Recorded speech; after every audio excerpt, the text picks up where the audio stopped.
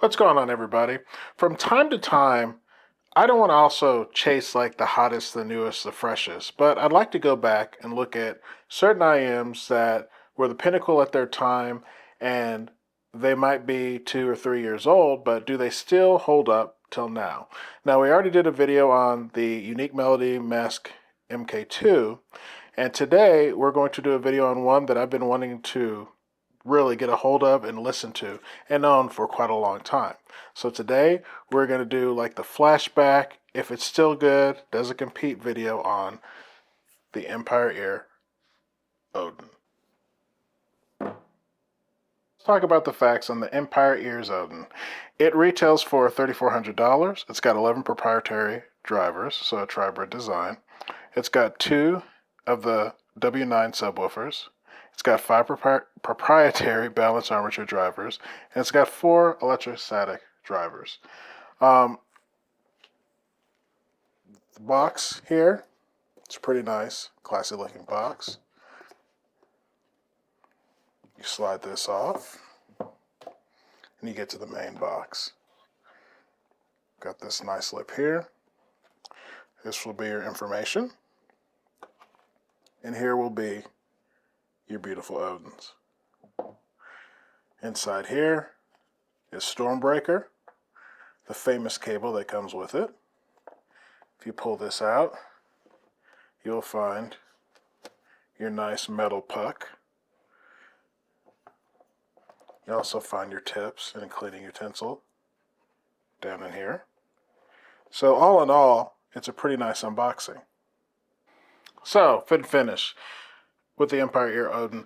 One of my favorite things is the Bifrost faceplates. I think they're absolutely spectacular. One of my favorite things always about this IEM. I think it's one of the best looking faceplates. In fact, the best looking faceplate you can find on IEM. They're smaller. They're not as big as a Raven, about half the size. So they're much smaller and very comfortable. Never had any problems with fit. Stormbreaker is on the thin side for cables and haven't had any microphonics or any issues with it. Still think it's a pretty cool looking cable. There we go. And again, very nice. Haven't had any issues with it. So all in all, fit and finish, it's great. So let's talk about the sound on the Empire Odin. My ode to Odin. I think Odin is one of the best all-arounders out there, even in 2025. It came out in 2021, tour de force. It sold a crap ton.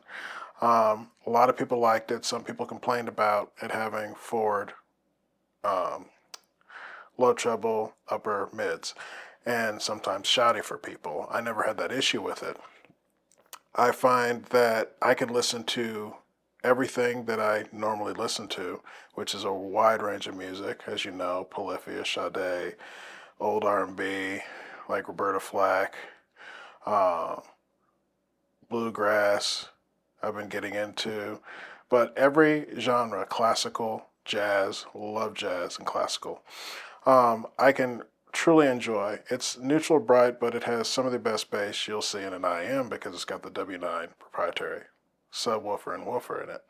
And when called for, you get this great punch. Like if you're listening to something like Chihiro and that boom, boom, boom, you get the good mid bass, you get excellent sub bass. There's texture there, there's resolution within the bass. So things like basses, even string bass, guitar, everything sounds very clear, very realistic. The tuning is just spectacular on them because there's a cohesiveness between the bass, the mids, and the highs that just gives you this clean, engaging, intoxicating sound. And I've listened to a lot of the newer stuff, and the spectacular thing about Odin is that it keeps up with it. There's resolution there. It's a very resolving IM. It will spank you if you put on some bad recordings. So be forewarned, but a lot of the totals, old and new, will spank you for that. You're going to hear all the defects. But if you put on something spectacular, it just takes your breath away still. The mids are great because you've got all this separation because there's this monster soundstage. So it's outside of the head, it's holographic, like people will sit there and describe. Um, if you're listening to something that is just was produced to be big, it's going to be huge on Odin, and it's just great separation. You've got it's spread out, you've got height, but you also have depth. Like it's kind of weird because I want some width and height is good, but if there's no depth there, then that means the musical notes aren't 3D sounding in a sense where there's a start, middle, and an end, and it sounds kind of flat. Well, with Odin, you don't run into that.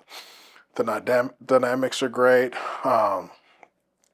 Listen to Yusuf Days and his it's just you can tell when he's doing it quietly and when he's doing it loudly. It's spectacular. So we are in the heyday, I think, of a lot of IEMs, a lot of great sounding IEMs.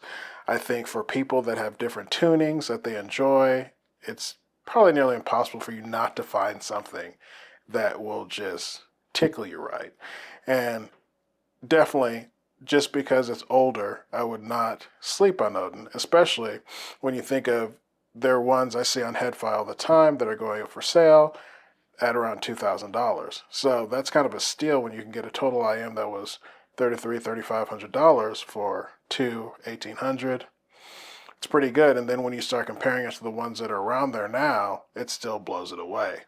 So when it comes to sound, Odin still keeps up. It still sounds great, and I've enjoyed my time with it. So is it worth it? I believe it's worth it if you can find one used for between $18 to $2,000, $2,200, because you are still getting a great total IM that's long in the tooth, but still keeps up with pretty much everything today because it was great then and it's great now. Just because it's old, I find that even if an IM is old, if it was superb then, it's still superb now because it was so well tuned or it was so well made. So I feel like Odin falls into this category, and it would be definitely worth checking out if you're looking for something like that. If you got any questions, comments, feel free to holla, and I'll talk to you later.